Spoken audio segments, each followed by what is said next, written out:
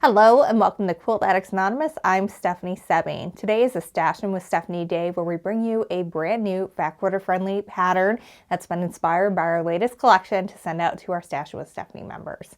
This month we are making sound waves. It is a really fun one. I've never done anything quite like this one.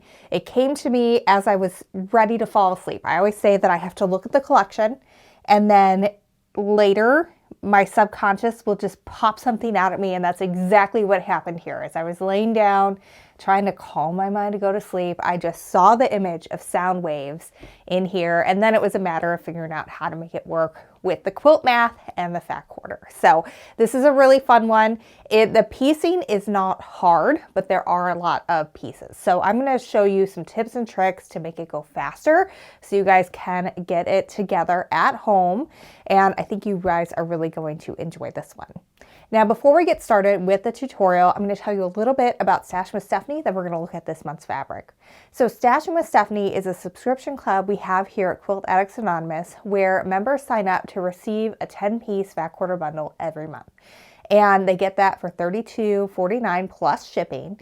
And with that, they get access to previous Stashin with Stephanie patterns for free, and also a discount on my two fat quarter books, the Fat Quarter Workshop and Fat Quarter Patchwork Quilts, and you get a 20% off savings on any additional fabric that you might like.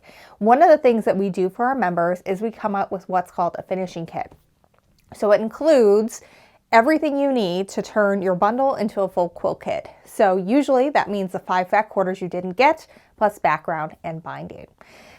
This month we are doing super scrappy and we're using every inch of the fat quarter, and so we're going to have the binding be scrappy as well, so it should be really fun. But it's definitely something that's worth getting onto. It definitely will help you bust that stash, because not only are you going to be getting inspired with a new fat quarter every month, you also can pick from our catalog of fat quarter patterns to help get through that stash and find the perfect quilt to go with a bundle that you've just been saving for a while. One thing I should say, because this happens every month, and it especially is going to happen this month of February, you have to sign up by the end of the month in order to get the next month's collection. So in this case, it's February. You need to join by February 8th to get your first bundle to ship around the 22nd of March. If you wait till March 1st to sign up, then you're going to be looking at around the 22nd of April to receive your first shipment. That's why we give you access to those digital products and discounts right away, so that way you can maybe pick a previous project that you can work on. Also, if you join because you saw this video, we've already shipped this fabric out, but we do have kits available for you. So make sure you head on over and grab a kit, and then you'll be able to grab this and make it for yourself. All right, let's take a look at this month's fabric, then we'll get in on the tutorial. So this month we are working with Prairie Song by Leslie Tucker Jenison, and her brand is called Wishwell. We have featured her twice before for Stashin with Stephanie, and we have sold out every single time of her fabrics because they're just absolutely gorgeous. To me, they have kind of this graffiti look to them, which is really evident in this next one. They're almost flowers. If we turn it this way, you can see it a little bit better. They look like dandelions that are like done with a resist on here. And it kind of has this graffiti-esque texture to it. The fabric feels gorgeous. My team was commenting on that as they were working on cutting and folding this for our members. And it's a digital print, so it is really, really fun to work with. And I love how she has mixed all the colors with this one. We're going to see this print a couple more times. I can't tell if this reminds me of crocodile skin or kernels of corn. And I think because it's called Prairie Song, my guess is it's supposed to be corn kernels. But it could definitely be crocodile skin-esque if you have some bag projects in mind with this. This dot print is also really fun. I love how she's played with the color wheel, but in one of our latest videos, we talked about picking fabric and there being dirty or clear fabrics. I would call all of these dirty fabrics, and that doesn't mean that they are dirty. It just means that it's not a really clear, bold color like what you would see if you bought a box of crayons. Like that's a clear orange if you just got the 8-pack. This is going to be more in the in-between, like we've combined some colors in order to make this work. So that's what a dirty color looks like. Not that it's dirty, it's just it's not the clear, like, box of crayons color. This deep chocolate brown one really pops in the quilt, and it's really fun to look at as those sound waves are undulating. We saw this one before for our first print, but this one, instead of all being kind of one color, we definitely have that blue and that rusty orangey brown in there. Here's that alligator corn kernel-esque print. This time it looks very watercolory. It looks like just a nice little sunrise on the lake. It's really very gorgeous. And here is that lighter blue, yellow, and green colorway with our dandelion print. It's really fun.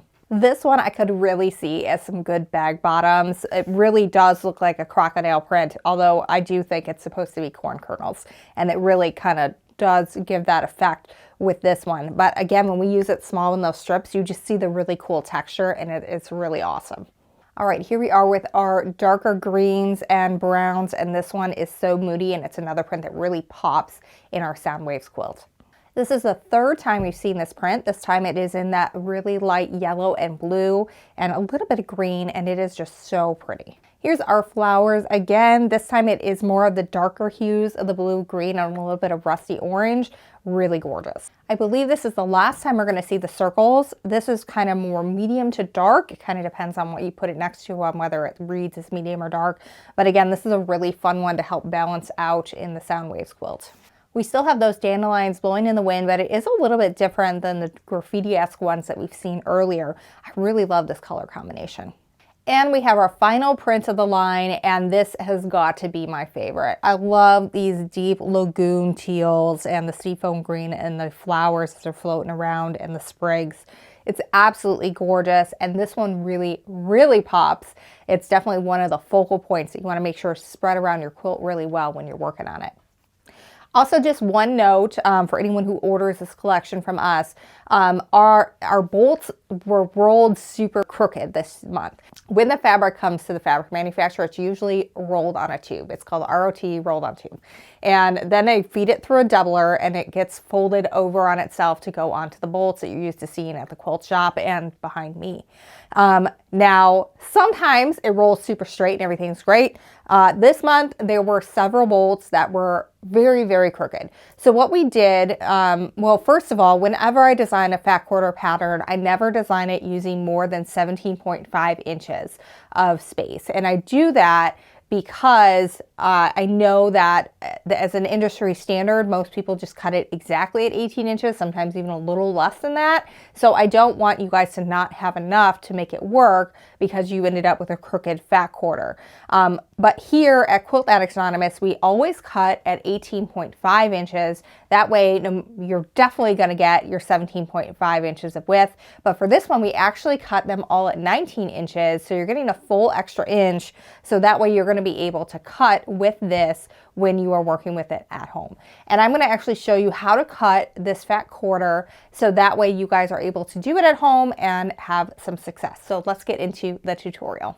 So we are using absolutely every inch of the fat quarter for this pattern, which is great because there's no waste, but it also means that if you think you are prone to miscuts, I would suggest getting one extra fat quarter. We have a remnant section on our website that you can go and you can grab something from this collection or something else that might work. Or you can try and grab from your stash. If you have been a Stashin with Stephanie member for a long time, you probably have some Wishwell already in your collection if you haven't made all the quilts, and you can grab from that as well. But just know that you can do that, or you can steal from the scrappy binding and just use more of the background fabric in your scrappy binding. So there are options if you have a miscut, but if you're prone to that, I would suggest getting a little bit extra so that way you're good to go. All right, so we are going to cut, and we're going to use the mat to cut this first part. So when we're looking at this, like I said, we cut ours to 19 inches wide because some of the bolts were rolled crooked. And we wanted to make sure that you had 17.5 inches of usable width, so that way you're going to be able to cut all of your fabric for your sound waves and your scrappy binding from the same area. So what I'm doing is I'm laying this out on my mat and I have it going over the 0-inch mark. You can see the fabric extends beyond it.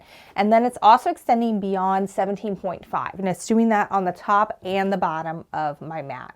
So the first thing I'm going to do is I'm going to cut at 15 inches, and I'm going to use my ruler to measure for that. That way my fabric can stay nice and flat on the table and I don't have to worry about it moving around on me. So you can see here, I've got the ruler lined up with 15 inches on top. It's also lined up like that on the bottom.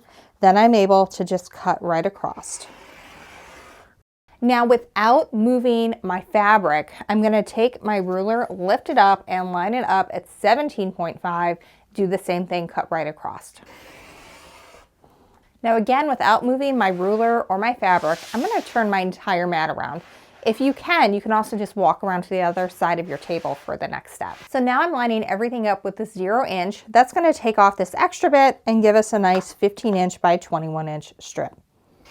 All right, so now we can take our 2.5-inch strip and we can set that aside for scrappy binding, or again, if you make a mistake, you can go and cut something from this, and then you'll be able to hopefully make it work from there, and then you just have a little bit less scrappiness to your scrappy binding. All right, one thing that I want to point out here is I always say in the patterns you have like a 15 by 21-inch strip. That's because you need to have 21 inches of usable width from the top of your selvage to the top of your fabric where it's cut, in order to get the correct amount. If I measure this one, I actually have almost 22 inches. I'm not going to cut it off at 21. It's just so that you guys know you need to have at least that, and then I'll just cut. It'll get cut off in the process of cutting the other pieces. The other thing I put it on there for is because it's really easy to accidentally cut across the length of fabric, the 18-inch side, if you are new to quilting. So I want to make sure that if somebody is new, that they're measuring, they're like, oh wait, this isn't 21, I must have to turn the ruler. So that's why we have that in there, but you don't need to cut it to 21 inches. You just know that you need to have at least 21 to make everything work. All right, so we're going to use the mat again to measure here. You don't have to do it this way. I like to, because it makes it go a lot faster. But if you are intimidated by this, you don't have to do this part if you don't want. So what I've done is I've lined this up so that it's even with an inch line at the top. And I want to clearly be able to see my numbers at the top and the bottom. This one is a very beaten up mat. This actually used to be a 24 by 36, and we literally cut down the center so many times that it has broken in half. But I can still see my inch lines that I can line up with, and that'll be good enough for my purposes today. So what I'm going to do here is I'm going to cut now into my segments that are going to be used for the sound waves. Now, if you have done one of our log cabin quilts, this process may seem familiar because this is also the process we use when we're doing log cabin quilts. It's just a different way of putting everything together. But by laying everything out like this, I can make sure, one, that my fabric is going past the 0 and past the 21. So I'm going to be good. I know I'm going to get enough strips out of this, and then I'm going to be good to go. So now I'm going to cut every 1.5 inch segment. So 1.5, 3, 4.5, 6, and so on until I get all the way to 21. And I'm just going to line the ruler up with the top and the bottom. So that way I can do that fairly quickly without having to remeasure every single time. As long as your fabric doesn't move on you when you're doing this, you can just keep going right on down the line, and then you're ready to go on to the next step.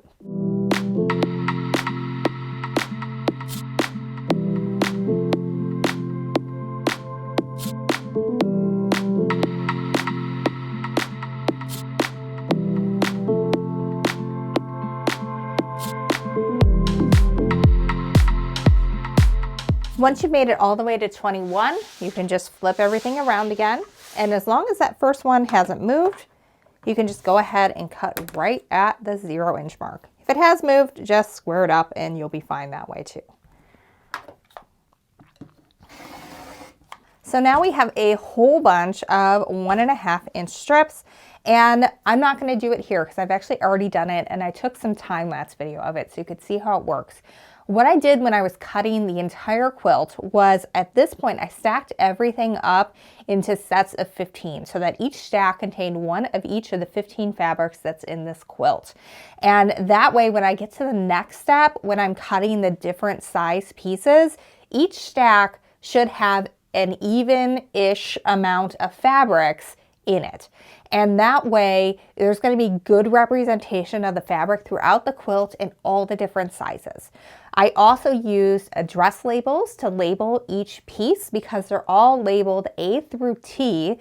And then there also are some pieces that go on the ends of each row that are different sizes, and I made sure to label those as well. That way I could keep everything straight and I would not get confused when I was putting everything together. So I highly recommend you do the same thing, but I am going to show you how I would cut this. We're just going to do one so you can kind of see how this works. And then you guys can do the rest of them at home, following along with the pattern that you can get on our website, shop.quiltaddictsanonymous.com. So if you feel confident to cut multiple of these at a time, you can lay them out on the 1-inch marks and cut them in a layered fashion. And I've done a video on how to do this like a long time ago. But it really is a time saver. But if you make a mistake, then you've made a lot of mistakes. So for this one, I'm just going to show you how to do them individually, and then you guys can do it at home. So this is kind of the Marty Michelle method of making log cabins, where even though this isn't a log cabin, the strips are prepared in a very similar way. So they are, one, cut along the length of fabric instead of the width of fabric because it stretches less and it will hold its shape better for you. And two, we are able to get 2 pieces from 1 strip because they all add up as we change our different sizes. So for this one, I'm going to cut a B and an L. So that's going to be the second combination that you're going to cut. So we need to cut off a 2.5-inch strip from one side.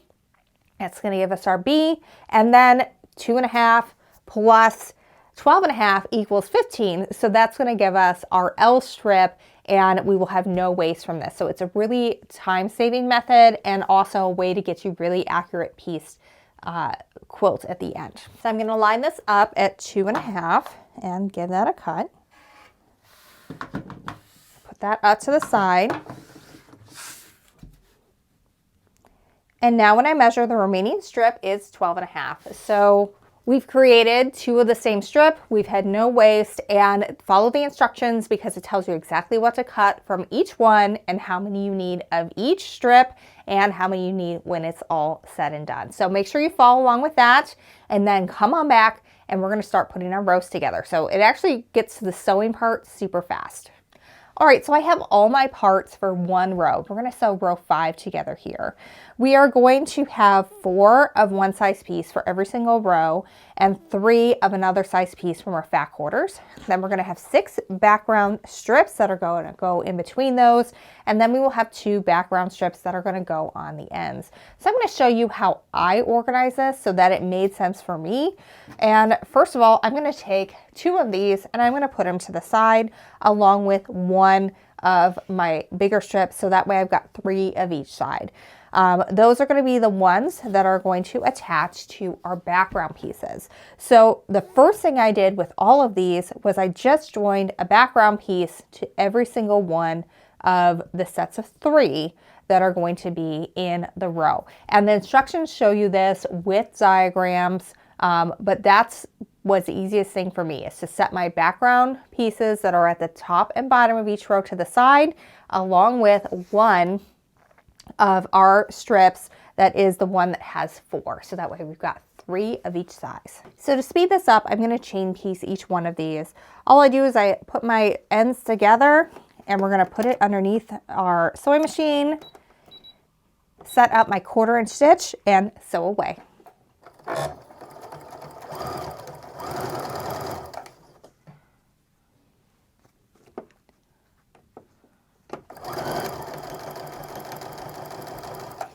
So now I'm going to take each one of these and press it open. And when I was working on my quilt, I did all of the ones for an entire row at a time. So there's going to be 4 of each row on the repeat. and you'll want to make sure that you're prepping the amount that it says in the pattern, and then you'll have enough for each row.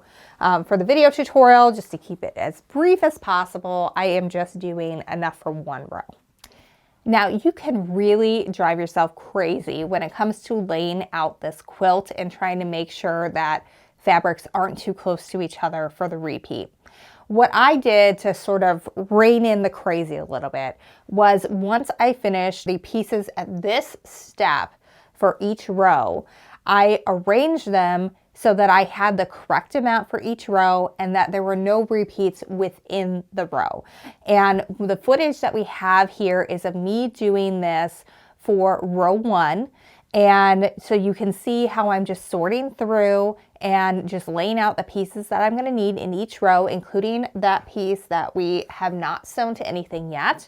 And that way I know there's no repeats there. And then once I have my entire row together and all the rows for all the quilts, that's when I can take some time laying everything out on a bed or a design wall and make sure that there are no two pieces right next to each other. But for now, I'm just going to worry about what is in each individual row. So again, you're going to follow your layout diagram in the pattern, but what we're going to do is we're going to join our pieces now. You're always going to have a print fat quarter piece touching a background piece, and you do want to kind of make sure that your larger, there's always a larger piece and a smaller piece. Sometimes it's easier to discern which one that is, depending on which row it is. But for this one, it's really easy. And this one, our large one is going to go on the left and our small one's going to be on the right. So I'm just going to join all of these together, right sides together, and again, chain piece these going down. Now to speed things up a bit, I'm going to wait to do any pressing until I have my entire row together. I'm still not going to do anything with my background squares and rectangles that are on the top and bottom of each row, or my fat quarter piece that is my extra one that has 4 instead of 3.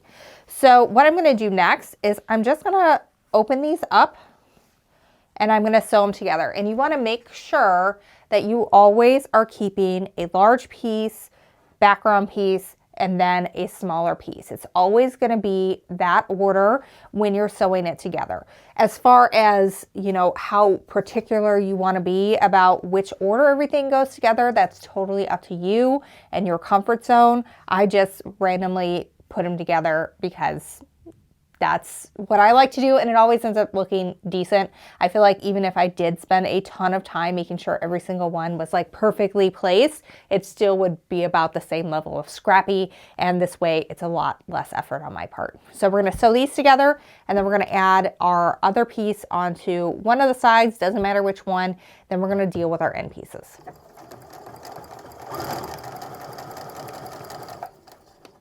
All right, I've got my whole row together.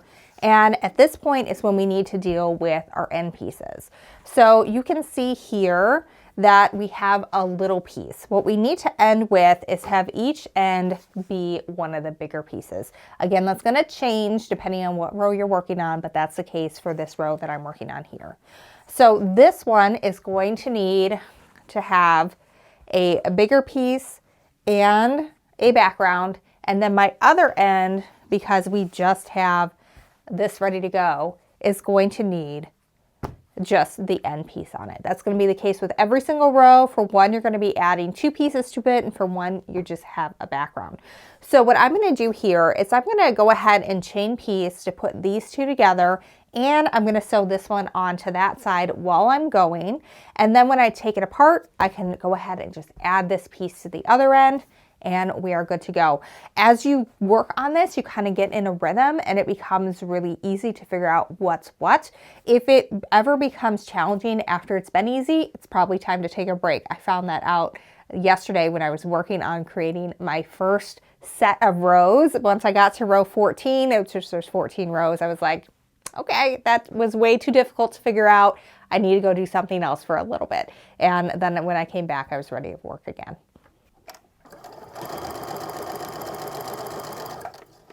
So this is a good quality checkpoint. If we lay our rows out, we should have a background piece for the top and bottom that is the same length, and it usually is going to be a different length than the pieces that are in between our fat quarter squares. or rectangles. And then also it should end with the same length strip for the top and bottom. And as we pull this down, the row should basically be a mirror image coming out from that center. So as you can see, I can pull, we have our little, we have our big, and then we're gonna end with a little in the center. So that's a really good quality checkpoint. If everything is looking good, then you're good to press open all the seams that we haven't pressed yet. And then I'm gonna show you how to lay this all out. All right, so I've got all of my rows laid out 1 through 14. And I'm not going to sew anything together yet because I need to lay this out on a bed to make sure that everything is good to go once I have all my rows together. So if I've only sewed one of each one, so you guys could kind of get a feel for what it's going to look like on the video. But I didn't, like I said, I only made sure that there were no repeats within each row. I didn't make sure that there weren't ones that were right next to each other. Like for the example, this is the same print. I'm not going to want to have those be right next to each other. And then it's also here and here and here. So when I go through and I am actually laying this out on, in this case, a bed, to make sure that everything is looking good, that's what I'm going to take. I'm going to be like, okay, can I remove maybe this one and this one? That way I only have it 3 times in this section, and then I can disperse the other ones in other projects. Now, I might not be able to make it so that nothing is ever next to each other, but I'm going to be able to get pretty close without having to plan everything out, and it's still going to look very scrappy and very cool when everything is all said and done. So from here, you're just sewing rows together. Granted, they are very long, skinny rows, but that's all that it is once you're done with this point.